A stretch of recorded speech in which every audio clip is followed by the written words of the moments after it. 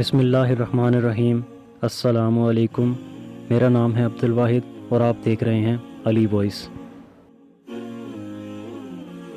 حضرت عمر کا پیغام دریائے نیل کے نام۔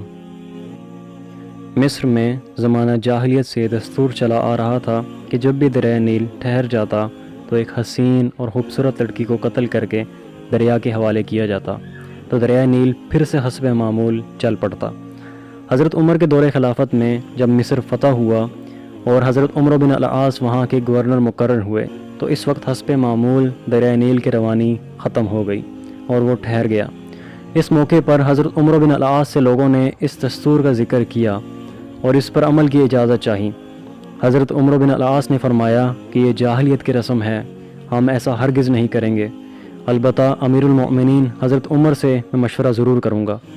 چنانچہ حضرت عمر بن العاص نے امیر المؤمنین کو خط لکھا اور اس واقعے کی پوری تفصیل بیان کر دی اور مشورہ چاہا۔ امیر المؤمنین حضرت عمر نے اس کے جواب میں دریائے نیل کے نام ایک چٹھی لکھی اور حضرت عمر کو لکھا کہ وہ چٹھی دریائے نیل میں ڈال دیں۔ اس چٹھی کا مضمون یہ تھا: یہ اللہ کے بندے عمر کی طرف سے دریائے نیل کے نام۔ اما بعد، اگر تو اے دریائے نیل اپنی طرف سے جاری ہوتا تھا تو مت جاری ہو، اور اگر اللہ واحد و قہار نے تجھ کو جاری کیا تو ہم اسی سے سوال کرتے ہیں کہ وہ تجھ کو جاری کر دے۔ حضرت عمر بن العاص نے یہ چٹھی دریائے نیل میں ڈال دی۔ ڈالنا ہی تھا کہ دریائے نیل خوب تیزی کے ساتھ رواں ہو گیا۔